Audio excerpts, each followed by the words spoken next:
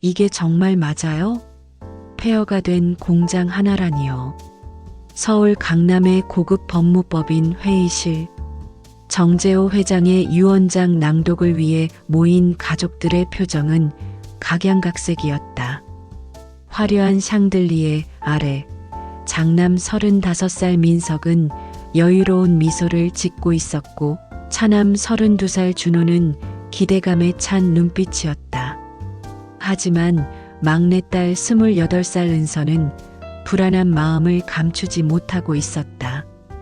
변호사가 엄숙한 목소리로 유언장을 읽기 시작했다. 고인의 뜻에 따라 재산을 다음과 같이 분배합니다. 장남 민석에게는 시내 중심가 10층 상업용 빌딩이 돌아갔다. 월 임대 수익만 3천만 원이 넘는 황금알을 낳는 거위였다. 민석은 만족스러운 표정으로 고개를 끄덕였다. 역시 아버지께서 장남을 생각해 주셨네. 차남 준호에게는 외곽 개발 예정지 3만 평이 주어졌다. 조만간 대규모 아파트 단지로 개발될 땅으로 가치는 수백억에 달했다. 우와, 대박이다. 준호는 속으로 환호했다. 가족들은 모두 예상한 대로라며 박수를 쳤다. 이모들과 삼촌들까지 역시 아들들이 든든하구나 하며 축하의 말을 건넸다. 그런데 막내딸 은서에게 돌아온 것은 정가 양조장 건물 일체, 단 한 줄뿐이었다. 순간 회의실이 조용해졌다. 모든 시선이 은서에게 집중되었다. 그녀의 얼굴은 창백해졌다. 아버지, 이게 정말 맞아요? 폐허가 된 공장 하나라니요. 민석이 비웃듯 말했다. 은서야, 넌 원래 가족 사업에 관심도 없었잖아. 대학에서 문학이나 전공하면서 회사 일은 뒷전이었고 아버지가 그나마 너한테 줄 만한 게 그거였던 거지. 준호도 동조했다. 솔직히 말하면 그 양조장은 20년 전부터 문 닫고 방치된 폐허야. 철거비만 몇 천만 원 들어갈 골칫덩어리지. 접근도로도 제대로 안 되어 있고 새언니가 가식적인 동정을 표했다. 그래도 부동산은 부동산이니까 다행이네요. 나중에 땅값이라도. 둘째 새언니까지 끼어들었다. 맞아요. 요즘 시골 땅도 가격이 오르고 있다던데. 가족들이 킥킥 웃음을 터뜨리는 가운데 은서만 홀로 굳은 얼굴로 서 있었다. 마치 법정에서 유죄 판결을 받은 죄인처럼 위축되어 있었다. 이모가 가식적으로 위로했다. 은서야, 너무 실망하지 마. 아버지도 나름대로 생각이 있으셨을 거야. 하지만 그 말조차 더 큰 모욕으로 들렸다. 은서는 유언장을 다시 읽어보았지만 분명히 자신의 이름과 함께 정가 양조장 일체라고 적혀 있을 뿐이었다. 저녁 식사 자리는 더욱 참혹했다. 온 가족이 모인 자리에서 화제는 오직 형제들의 상속 재산뿐이었다. 민석이는 이제 월 3천씩 들어오니까 완전 인생 편하겠다. 준호는 개발 계획 발표되면 정말 대박이겠어. 은서는 밥맛이 없었다. 가족들 사이에서 점점 투명인간이 되어가는 기분이었다. 한때 아버지의 사랑을 받던 막내딸에서 순식간에 가족의 짐덩어리가 되어버린 것 같았다. 민석이 가짜 걱정하는 척하며 말했다. 은서야, 그 양조장 관리비랑 세금만 해도 만만치 않을 텐데. 혹시 부담되면 우리가 대신. 됐어요. 은서가 단호하게 말을 끊었다. 제가 알아서 할게요. 그날 밤 은서는 자신의 방에서 아버지의 사진을 바라보며 눈물을 흘렸다. 아버지, 왜 저한테만? 정말 저를 사랑하지 않으셨던 건가요? 사람은 떠날 때 자신이 남긴 것으로 평가받는다. 정재호 회장의 마지막 선택은 한 가정을 산산이 흔들어 놓았다. 그리고 막내딸 은서는 가족으로부터 버림받은 기분을 감출 수 없었다. 하지만 아무도 몰랐다. 진정한 시험은 이제 시작일 뿐이라는 것을. 며칠 후 은서의 불운한 상속 이야기는 동네 전체로 퍼져나갔다. 마트에서, 미용실에서, 동네 카페에서 사람들은 수군거렸다. 정 회장이 왜 하필 막내딸한테 그 폐허를 줬을까? 아마 평소에 눈밖에 난 거겠지. 맨날 책만 읽고 집안일에는 관심도 없다더니. 그래도 자식은 자식인데 차라리 아예 안 주는 게 나았을걸. 이제 철거비 부담만 떠안게 생겼네. 참 불쌍해.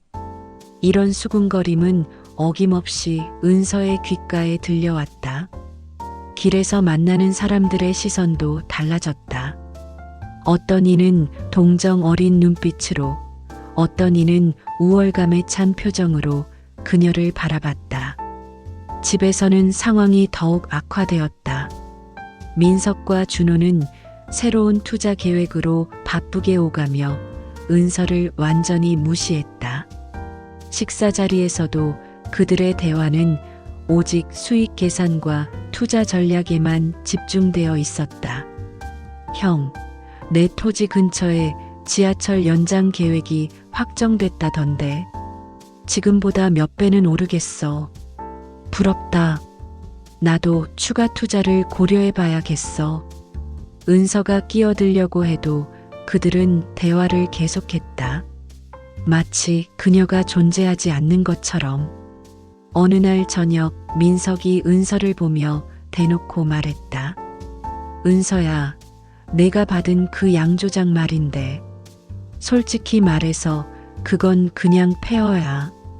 관리비만 나가고 세금만 내야 하는 골칫덩어리지. 준호가 거들었다. 맞아. 차라리 우리한테 넘겨줘. 내 이름으로 되어 있으면 나중에 개발할 때 유리할 수도 있거든.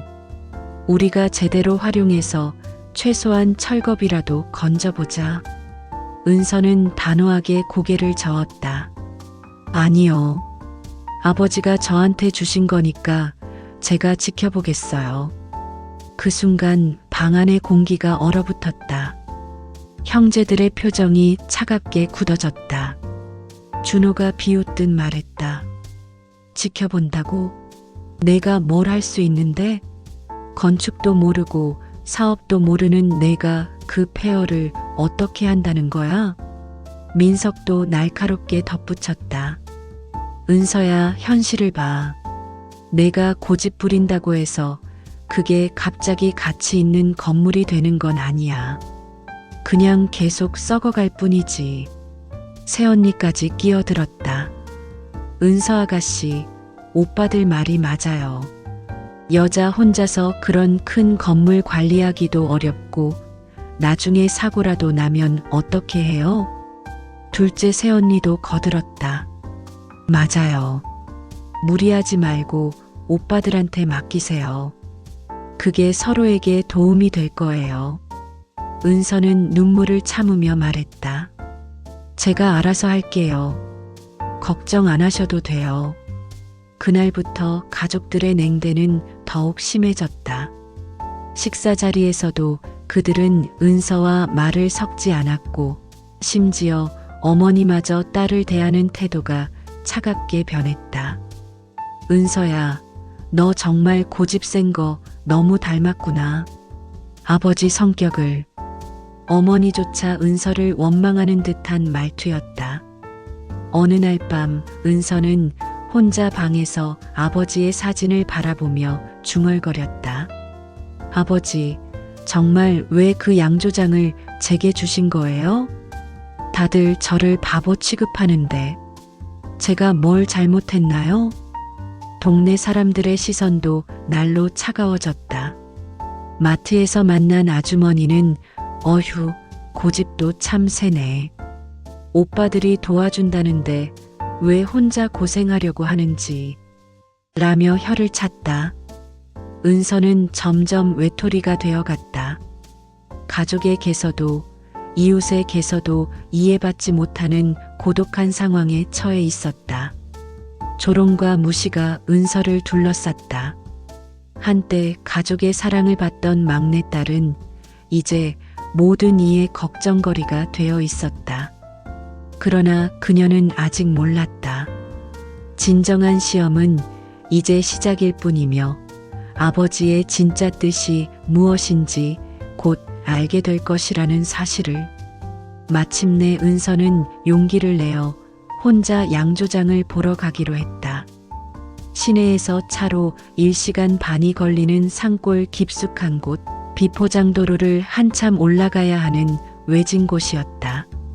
도착한 순간 은서는 절망했다. 상상했던 것보다 훨씬 참혹한 광경이 펼쳐졌다. 20년간 방치된 건물은 거의 폐허 수준이었다.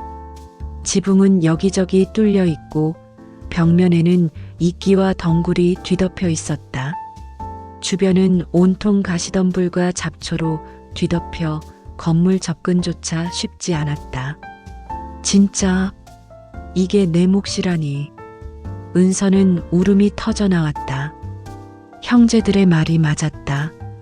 정말로 짐덩어리에 불과했다. 그녀는 조심스럽게 낡은 문을 밀었다. 삐걱거리는 소리와 함께 두꺼운 먼지가 얼굴을 덮쳤다. 내부는 곰팡내와 썩은 냄새가 진동했다.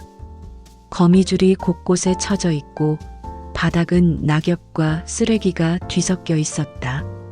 더 충격적인 것은 전기도 물도 나오지 않는다는 사실이었다. 화장실도 사용할 수 없을 정도로 망가져 있었다. 이걸 어떻게 고치라는 거지? 그때 휴대폰이 울렸다. 민석이었다. 은서야, 어떠냐? 직접 보니까 우리 말이 맞지? 민석의 목소리에는 조롱이 섞여 있었다. 오빠. 은서의 목소리는 떨렸다.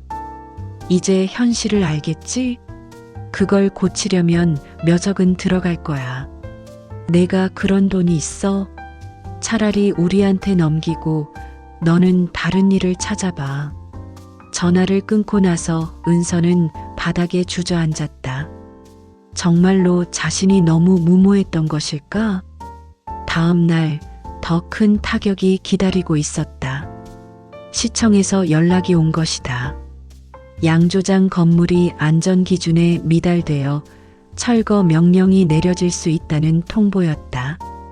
건물 구조 안전 진단을 받으셔야 하고 기준에 미달될 경우 6개월 내에 철거하셔야 합니다. 공무원의 차가운 설명이었다.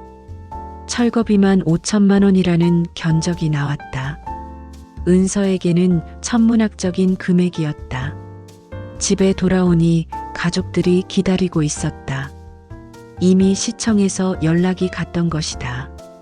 봐라, 우리가 뭐라고 했어? 준호가 차갑게 말했다. 이제 철거비까지 부담해야 한다며? 5천만 원이면 내 연봉의 몇 배야? 민석도 날카롭게 덧붙였다. 은서야, 더 이상 고집 부리지 마. 이대로 가면 너만 파산하게 될 거야. 어머니까지 나섰다. 은서야, 엄마 말 좀 들어. 오빠들이 나쁜 마음으로 하는 말이 아니야. 정말 걱정되니까 그러는 거지. 하지만 은서는 여전히 고개를 저었다. 조금만 더 시간을 주세요. 뭔가 방법이 있을 거예요. 그러자 민석이 폭발했다. 방법이 뭐가 있어? 내가 갑자기 부자가 될 거야? 아니면 기적이 일어날 거야? 준호도 거들었다. 은서야, 현실을 봐. 너 혼자서는 절대 불가능해. 우리도 이제 더 이상 도와줄 수 없어. 그날 밤 은서는 다시 양조장을 찾았다. 어둠 속에서 더욱 을씨년스러운 모습의 건물을 바라보며 그녀는 무릎을 꿇고 울었다. 아버지, 정말 왜 이런 짐을 제게 주신 거예요? 저한테 벌을 주고 싶으셨던 건가요? 차가운 바람이 그녀의 눈물을 식혔다. 휴대폰에 쌓인 메시지들을 확인했다. 민석, 준호, 심지어 친구들까지도 포기하라는 조언뿐이었다. 은서야, 너무 무리하지 마. 가끔은 포기하는 것도 용기야. 현실적으로 생각해봐. 내가 감당할 수 있는 일이 아니야. 은서는 절망에 빠졌다. 정말로 모든 사람이 맞고 자신만 틀린 것일까? 아버지의 유언이 정말 실수였던 것일까? 절망의 나락에서 은서는 혼란스러웠다. 모든 사람들이 포기하라고 말하고 현실은 그녀에게 가혹하기만 했다. 5천만 원의 철거비는 그녀의 마지막 희망마저 짓눌렀다. 그러나 아직 그녀는 몰랐다. 가장 어두운 순간 이야말로 진실이 드러나는 때라는 것을. 절망에 빠진 은서가 양조장 정리를 포기하려던 그때 작은 희망의 빛이 나타났다. 건물 한켠에서 낡은 나무 상자를 발견한 것이다. 상자 안에는 아버지가 직접 쓴 것으로 보이는 두꺼운 수첩이 들어 있었다. 습기에 젖어 표지가 너덜너덜해졌지만 내용은 대부분 읽을 수 있었다. 수첩 첫 페이지에는 아버지의 정성스러운 글씨로 이런 문장이 적혀 있었다. 정직한 술, 그것이 가문의 이름을 지킬 것이다. 정직한 술? 은서는 이 문장을 여러 번 되뇌었다. 아버지가 단순히 돈벌이를 위해 술을 만든 것이 아니라는 뜻일까? 다음 페이지들을 넘기자 더욱 놀라운 내용들이 나타났다.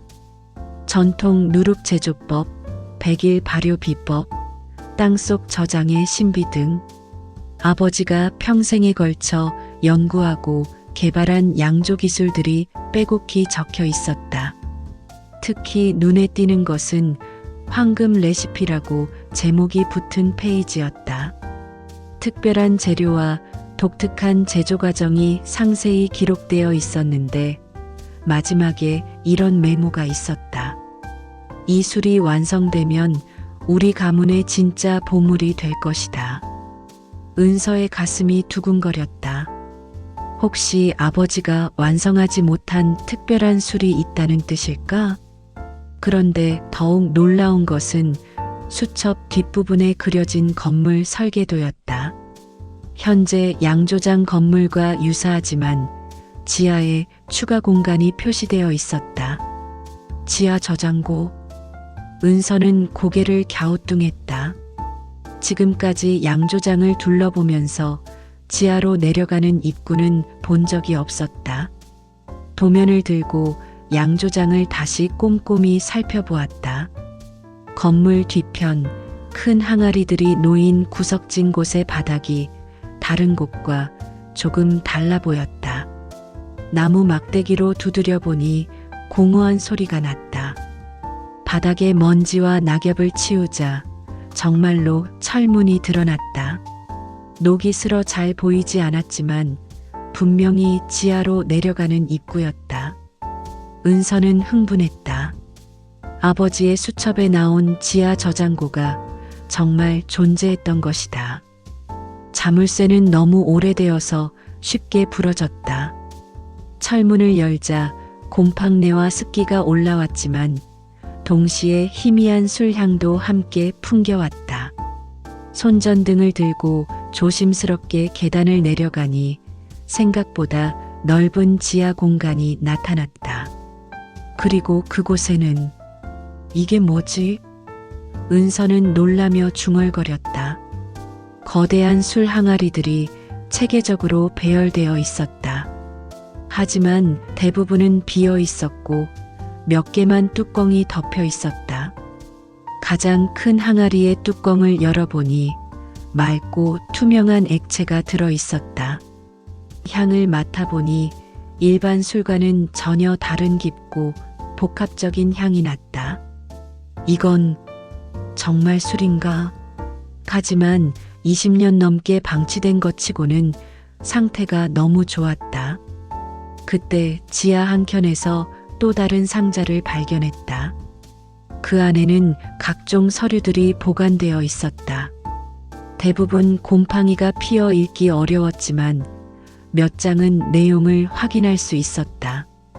정부 관련 공문서 같은 것들이었는데 전통문화관광단지 개발이라는 단어가 눈에 띄었다. 하지만 습기에 젖어 대부분의 내용은 흐릿했다. 은서는 이 발견에 희망을 품기 시작했다. 혹시 아버지가 무언가 중요한 것을 숨겨놓은 것은 아닐까? 하지만 그 희망도 잠시였다. 집에 돌아와 가족들에게 이야기했을 때의 반응은 차가웠다. 또 헛된 꿈을 꾸고 있네. 민석이 한숨을 쉬었다. 은서야, 썩은 술 몇 병 찾았다고 해서 뭐가 달라져? 그래봤자 고작 몇십만 원어치야. 준호도 거들었다. 지하실이 있다고? 그럼 더 위험한 거 아니야? 구조적으로 더 불안정할 수도 있어. 가족들은 여전히 은서의 발견을 무시했다. 오히려 더 빨리 포기하라고 압박했다. 작은 희망이 피어났지만 그것만으로는 충분하지 않았다. 가족들의 무시와 현실의 벽은 여전히 높았다. 하지만 은서는 느꼈다. 아버지가 뭔가 중요한 것을 남겨놓았다는 직감을. 그 직감만이 그녀를 포기하지 않게 했다. 은서가 지하실 발견에 희망을 품고 있을 때 예상치 못한 더 큰 위기가 찾아왔다. 시청에서 다시 연락이 온 것이다. 정은서 씨죠? 양조장 건물 안전 진단 결과가 나왔습니다. 공무원의 목소리는 차갑고 공식적이었다. 건물이 붕괴 위험 단계로 판정되어 즉시 철거 명령을 내립니다. 30일 이내에 철거하지 않으면 강제 철거 및 벌금이 부과됩니다. 30일. 은서에게 주어진 시간은 고작 한 달뿐이었다. 더 충격적인 것은 벌금 규모였다. 강제 철거 시 벌금만 1억 원이라는 것이었다. 철거비 5천만 원과 합치면 1억 5천만 원. 은서에게는 감당할 수 없는 천문학적 금액이었다. 집에 돌아오니 가족들이 긴급회의를 하고 있었다. 시청에서 이미 연락이 갔던 것이다. 은서야, 이제 정말 끝이야. 민석이 차갑게 말했다. 30일 안에 1억 5천만 원? 내가 그런 돈이 어디 있어? 준호도 거들었다. 우리도 이제 더 이상 도와줄 수 없어. 이미 각자 투자 계획이 다 잡혀 있거든. 어머니까지 나섰다. 은서야, 이제 정말 포기해야 해. 이렇게 가면 너만 파산하게 될 거야. 빚더미에 앉게 되고. 설상가상으로 은서의 직장에서도 문제가 생겼다. 회사 동료들이 그녀의 상황을 알게 되면서 수군거리기 시작한 것이다. 은서 씨, 요즘 힘들다면서요? 가족 문제 때문에 업무에 집중 못하는 것 같은데. 상사의 따가운 시선이었다. 솔직히 개인 사정 때문에 회사 일에 지장 주는 건 좀. 동료들의 차가운 반응도 마찬가지였다. 결국 은서는 회사에서도 눈치를 보게 되었다. 업무 효율이 떨어진다는 이유로 감봉 통보까지 받았다. 그런데 더 큰 충격이 기다리고 있었다. 동네에서 은서를 둘러싼 소문이 퍼지기 시작한 것이다. 정신의 막내딸이 완전히 고집불통이래. 아무짝에도 쓸모없는 폐허 때문에 가족들과 싸우고 있다던데. 결국 빚더미에 앉을 거야. 참 안 됐어. 심지어 악의적인 소문까지 돌았다. 혹시 그 양조장에 뭔가 숨겨진 게 있는 건 아닐까? 아니면 보험금이라도 노리는 건가? 은서는 점점 사면초가에 몰렸다. 가족의 압박, 경제적 위기, 직장에서의 눈치, 동네 사람들의 시선까지 모든 것이 그녀를 향해 날아오는 화살 같았다. 어느 날 밤 은서는 다시 양조장을 찾았다. 이번에는 지하실을 더 자세히 조사해 보기로 했다. 혹시나 해서 아버지의 수첩을 다시 읽어보았다. 그런데 수첩 마지막 페이지에서 이상한 메모를 발견했다. 진짜 보물은 가장 깊은 곳에 숨겨져 있다. 포기하지 않는 자만이 찾을 수 있다. 가장 깊은 곳? 은서는 지하실을 다시 살펴보았다. 혹시 더 깊은 곳이 있는 건 아닐까? 구석진 곳의 벽을 자세히 보니 다른 곳과 색깔이 조금 달랐다. 손으로 만져보니 움푹 들어가는 부분이 있었다. 이게 뭐지? 돌을 들어 살짝 두드려 보니 벽돌 몇 개가 헐거워졌다. 조심스럽게 제거해 보니 그 뒤에 작은 공간이 나타났다. 그 안에는 밀봉된 항아리 하나와 두꺼운 봉투가 들어 있었다. 봉투를 열어보니 놀라운 내용의 서류들이 나왔다. 정부 공문서, 전문가 감정서, 그리고 개발 계획서? 은서는 서류를 읽으며 충격에 빠졌다. 양조장이 위치한 이 일대가 정부의 전통문화관광단지 개발 예정지라는 내용이었다. 더욱이 정가 양조장은 지역의 대표적인 문화유산으로 지정될 예정이라는 것이었다. 하지만 개발 시기는 2년 후였다. 지금 당장 철거해버리면 이 기회를 영영 놓치게 되는 것이었다. 아버지, 이걸 아셨던 건가요? 은서의 손이 떨렸다. 그런데 더 놀라운 것은 밀봉된 항아리 안의 내용물이었다. 30년 넘게 숙성된 것으로 보이는 술이 완벽한 상태로 보존되어 있었다. 향을 맡아보니 지금까지 경험해본 어떤 술과도 다른 깊고 신비한 향이 났다. 하지만 이 모든 발견에도 불구하고 당장의 위기는 해결되지 않았다. 30일이라는 시간, 1억 5천만 원이라는 돈. 2년 후의 희망으로는 지금의 현실을 바꿀 수 없었다. 은서는 절망했다. 진짜 보물을 찾았지만 그것을 지킬 방법이 없었다. 희망과 절망이 교차했다. 은서는 아버지의 진짜 의도를 깨닫기 시작했지만 현실의 벽은 너무나 높았다. 30일 후면 모든 것이 사라질 위기. 과연 그녀는 이 시련을 극복할 수 있을까? 가장 어두운 순간, 진정한 기적이 필요한 때였다. 철거 마감일까지 이제 일주일.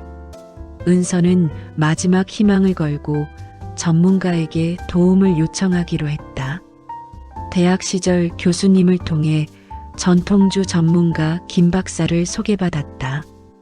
이 술을 한번 감정해 주실 수 있을까요? 은서는 떨리는 목소리로 부탁했다. 김 박사는 처음에는 시큰둥한 표정이었다.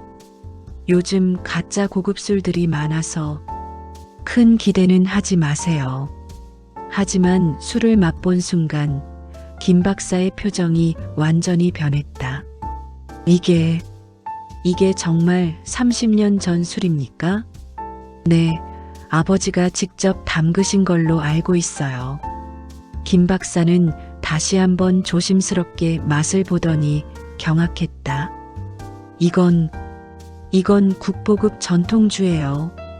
이런 완벽한 숙성은 현재 기술로는 재현이 불가능합니다. 정말요? 즉시 문화재청에 신고해야 합니다. 이 정도 수준의 전통주는 문화재로 지정받을 수 있어요.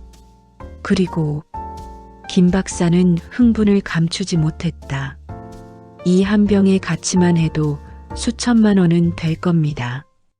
은서는 희망을 품기 시작했다. 하지만 문화재 지정에는 시간이 걸린다는 것이 문제였다. 그런데 바로 그때 예상치 못한 반전이 일어났다. 김 박사가 급히 전화를 걸더니 흥분된 목소리로 말했다. 지금 당장 양조장으로 가봅시다. 제가 아는 문화재청 국장님이 직접 오신대요. 네. 왜요?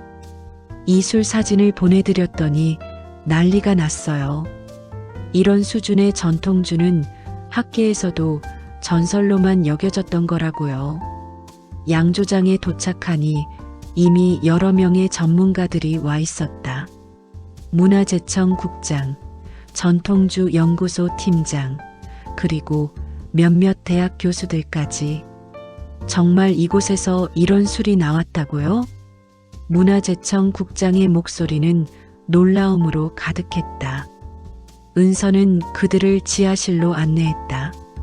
전문가들이 다른 항아리들을 확인하는 동안 더 놀라운 사실들이 밝혀졌다. 이건 50년 숙성, 이건 40년. 정말 대단합니다. 이 정도 규모의 전통주 저장고는 국내에서 처음 봅니다. 문화재청 국장이 긴급히 전화를 걸었다. 지금 즉시 긴급 문화재 보호 명령을 내려주세요. 이 건물은 절대 철거되어서는 안 됩니다. 순식간에 상황이 뒤바뀌었다. 철거 명령은 취소되었고 오히려 양조장은 긴급 문화재 보호 대상으로 지정되었다. 더 놀라운 것은 언론의 반응이었다.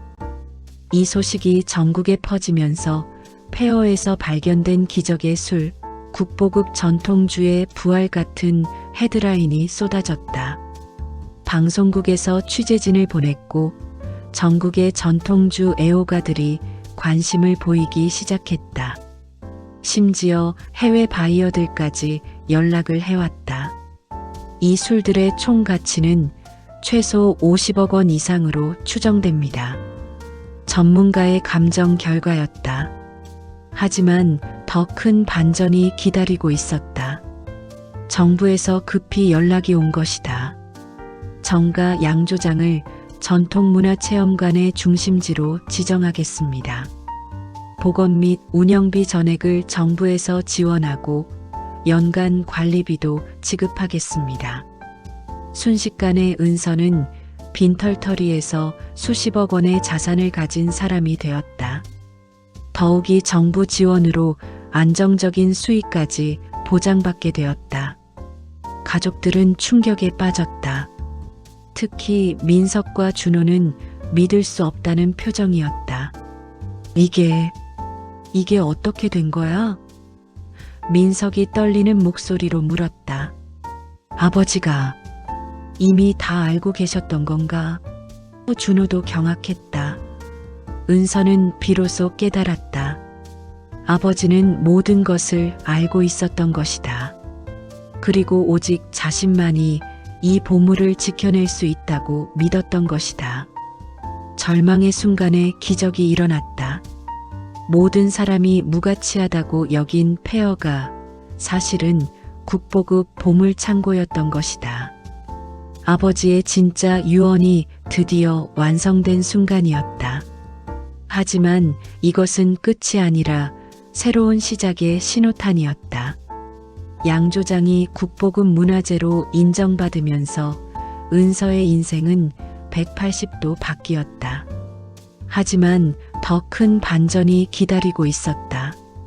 문화재청에서 추가 조사를 하던 중 양조장 부지 전체에서 조선시대 양조 유적이 발견된 것이다. 이는 단순한 근대 양조장이 아니라 400년 역사를 가진 전통 양조의 성지였다는 뜻이었다. 이 일대 전체가 사적으로 지정될 예정입니다. 문화재청 국장의 설명이었다. 그리고 정씨 가문은 이 유적의 공식 관리인으로 지정됩니다. 이는 곧 엄청난 정부 지원금과 관리비가 평생 지급된다는 의미였다. 은서는 하루아침에 지역의 문화재 관리 책임자가 되었다. 더 놀라운 것은 아버지가 남긴 마지막 편지가 발견된 것이었다. 양조장 사무실 깊숙한 곳에 숨겨져 있던 편지였다. 사랑하는 딸 은서에게, 내가 이 편지를 읽고 있다면 드디어 진실을 발견한 것이구나.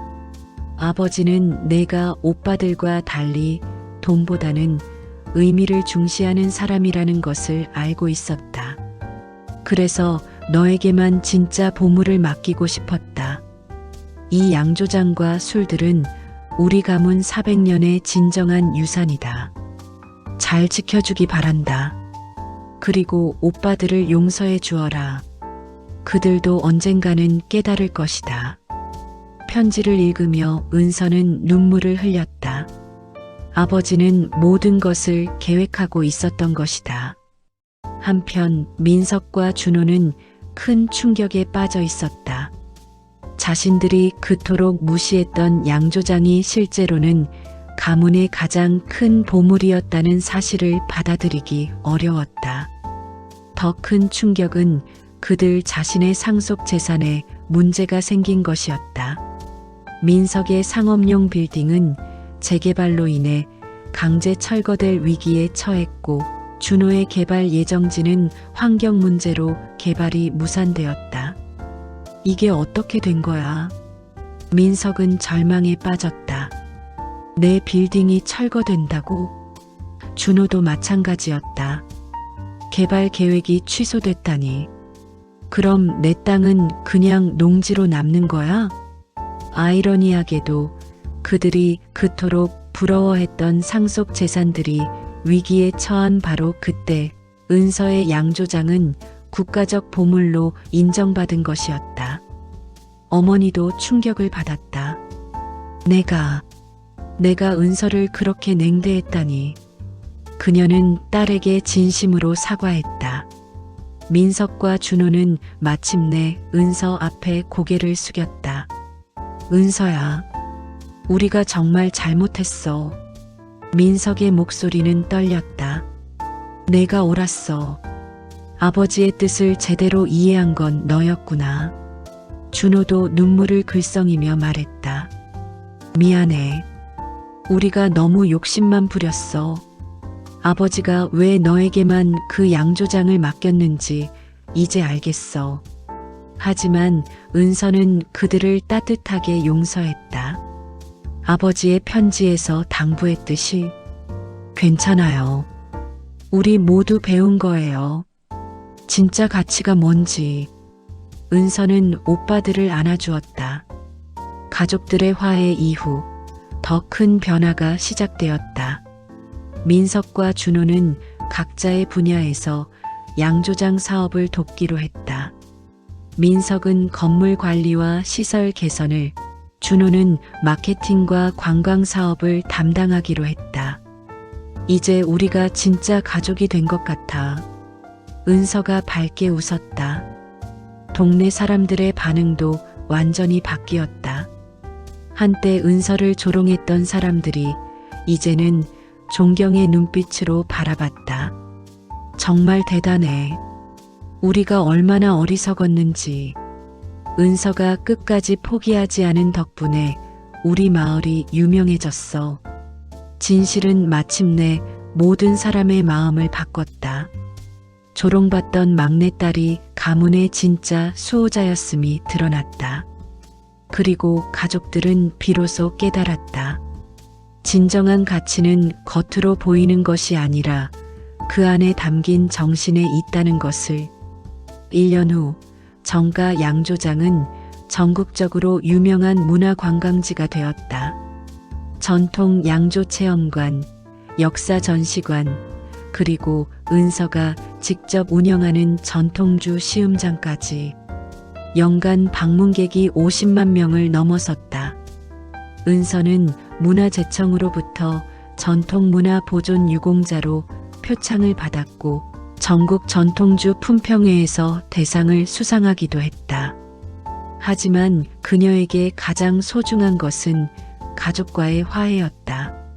민석과 준호는 이제 진심으로 은서를 존경했다. 그들도 각자의 방식으로 양조장 발전에 기여하고 있었다. 민석은 전통 건축 기법을 연구해 양조장 복원에 큰 도움을 주었고, 준호는 온라인 마케팅으로 양조장을 전국에 알렸다. 은서야, 정말 고마워. 민석이 진심으로 말했다. 내가 아니었다면 우리 가문의 진짜 보물을 영영 잃어버릴 뻔했어. 준호도 덧붙였다. 이제야 알겠어. 아버지가 왜 내게 그 양조장을 맡겼는지.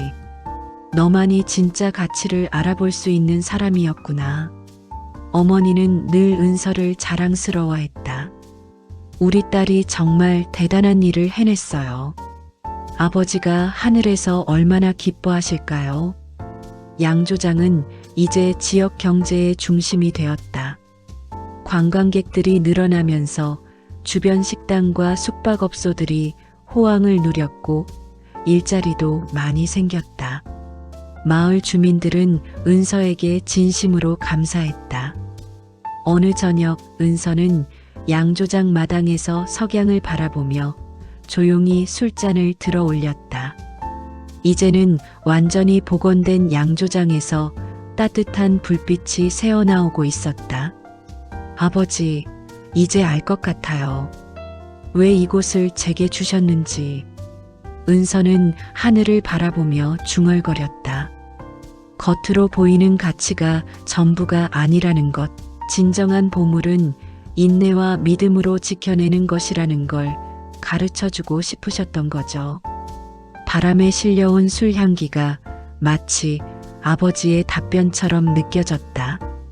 몇 달 후, 한 방송국에서 은서를 인터뷰했다. 처음에는 정말 절망적이었어요. 모든 사람들이 저를 불쌍하게 여겼고, 저 자신도 왜 이런 짐을 떠맡았나 싶었죠. 하지만 포기하지 않고 끝까지 해보니 진짜 보물을 발견할 수 있었어요. 기자가 물었다. 시청자들에게 전하고 싶은 메시지가 있다면요? 은서는 잠시 생각한 후 따뜻한 미소를 지으며 답했다. 어려운 상황에 처했을 때 쉽게 포기하지 마세요. 겉으로 보기에는 가치 없어 보이는 것도 정성을 다해 들여다보면 숨겨진 보물을 발견할 수 있어요. 그리고 가족이나 주변 사람들이 여러분을 무시한다고 해서 자신을 포기하지 마세요. 그녀는 잠시 멈춰 깊은 숨을 쉰 후 계속했다. 진짜 가치는 다른 사람의 평가가 아니라 자신이 만들어가는 것입니다. 때로는 세상 모든 사람이 틀렸다고 해도 자신의 믿음을 지켜나가는 용기가 필요해요. 그 용기가 결국 기적을 만들어낸다고 생각해요. 마지막에 은서는 카메라를 향해 진심 어린 메시지를 전했다. 여러분도 포기하지 마세요. 여러분 인생의 정가 양조장이 어디에 숨어 있는지 모르니까요. 끝까지 믿고 견뎌내시면 반드시 보상받는 날이 올 거예요. 인터뷰가 방송된 후 수많은 시청자들이 감동의 댓글을 남겼다. 어려운 상황에 처한 많은 사람들이 은서의 이야기에서 희망과 용기를 얻었다. 크리스마스 이브, 온 가족이 양조장에 모였다. 따뜻한 촛불이 켜진 가운데 은서는 아버지의 영정 앞에서 마지막 인사를 올렸다. 아버지, 저희 모두 행복하게 잘 살고 있어요. 그리고 이제 정말 가족다운 가족이 되었어요. 겉으로 보이는 가치는 진실의 일부에 불과하다. 때로는 세상 모든 이가 무가치하다고 여긴 것이 가장 위대한 보물일 수 있다. 정재호 회장은 그것을 막내딸 은서에게 남겼다. 그리고 이제 은서는 그 뜻을 완전히 이해하고 이어받았다. 진정한 유산은 돈이 아니라 정신이며 그것을 지켜내는 사람만이 진짜 상속자가 될 수 있다는 것을 진정한 보물은 포기하지 않는 마음 속에 숨어 있다. 다음에도 더 감동적인 이야기로 찾아뵐게요. 그리고 댓글로 여러분의 생각을 들려주세요. 구독과 좋아요 부탁드립니다. 감사합니다.